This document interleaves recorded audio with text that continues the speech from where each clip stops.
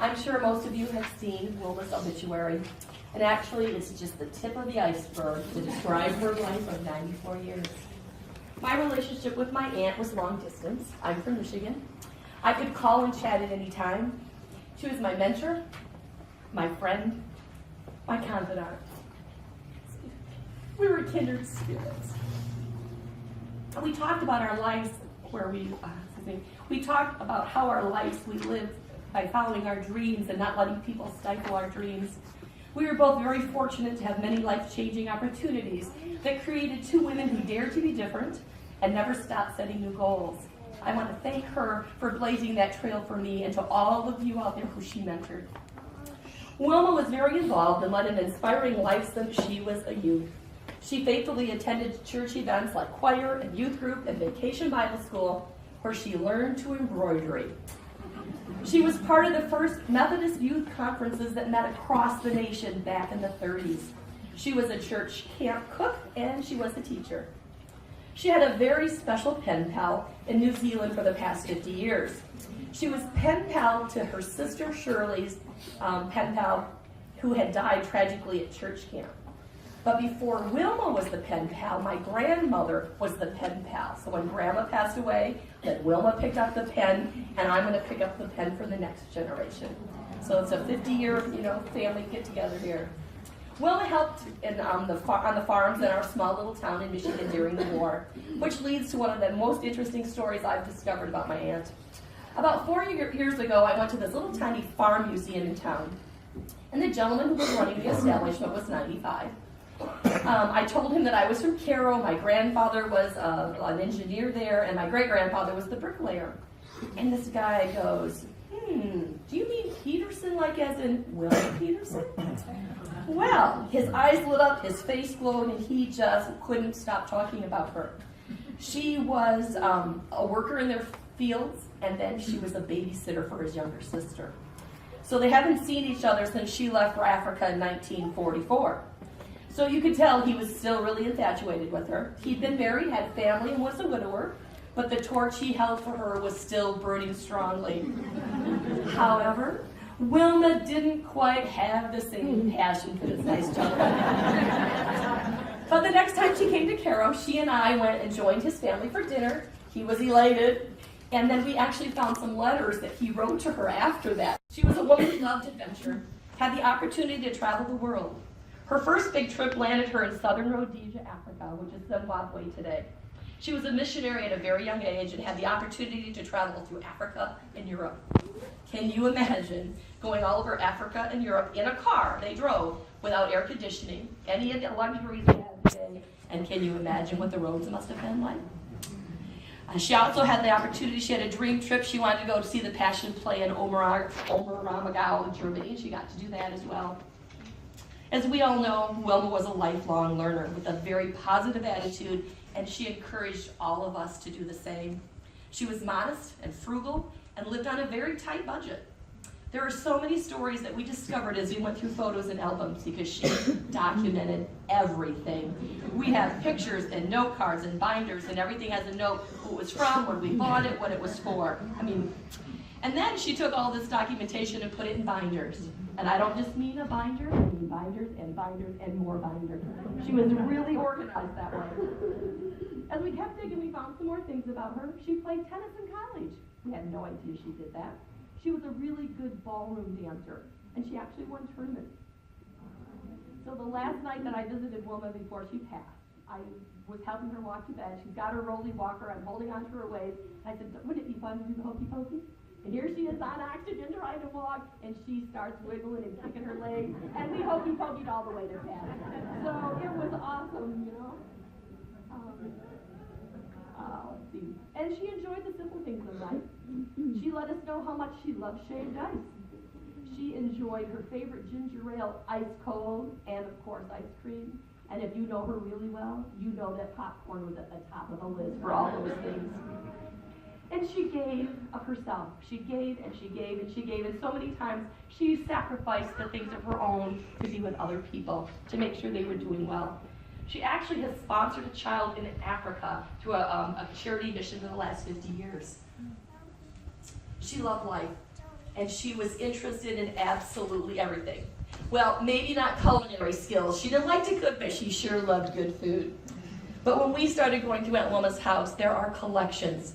We have learned about dinosaurs and rocks and seashells and genealogy and quilting and embroidery and ecology and recycling and gardening and books. Oh my, did I say books?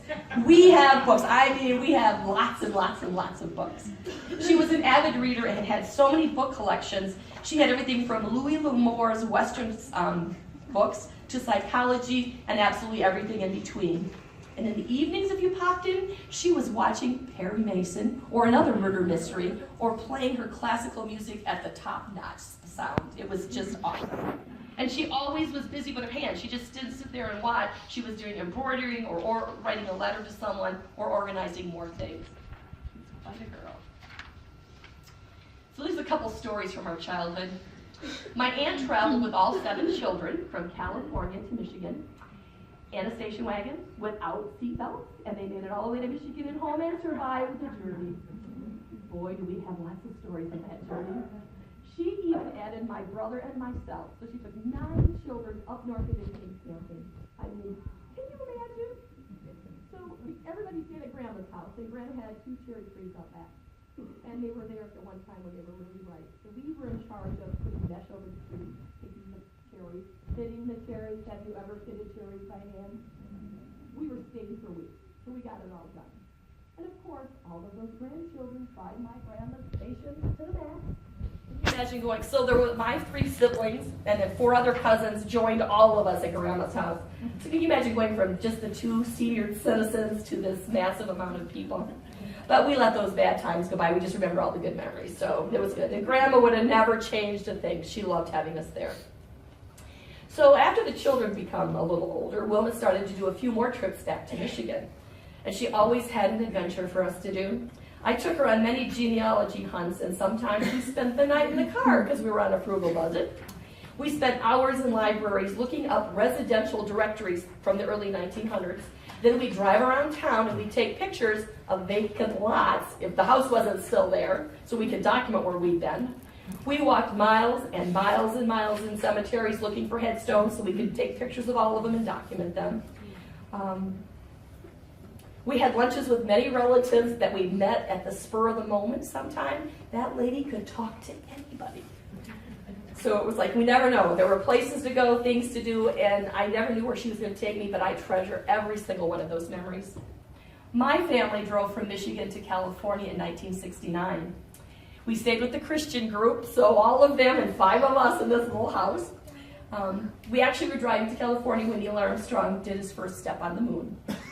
Aunt Wilma made sure we saw the ocean, and we all went to Disneyland. And at that time, Disneyland had like a coupon you had to have a ride. So her church compiled all their leftover tickets for us. It was so cool. It was so cool. So my mother is Frances, and she's the youngest of the Peterson sisters, and her and Wilma are about 10 years apart. So, with time and distance, families kind of, lose track of each other. So when my mother turned 80, we had a tea party to celebrate. And my mother's birthday present was having Wilma fly home as a surprise. So my Wilma comes in, she had my grandmother's navy blue Sunday best hat on when she got there for us. We've had the party, and since then, my generation has tried to have a cousin get together 2 or 3 times a year, so we kind of keep in touch. And that's been really fun, and it's all because of Wilma. And every time we have a party, Wilma is always telling about label your pictures. David, who's on it, what you did, where you've been. So she loved all these cousin parties because I would go down to Rite Aid and take all the pictures and send them to her and have it all documented as she would tell us. Just something else.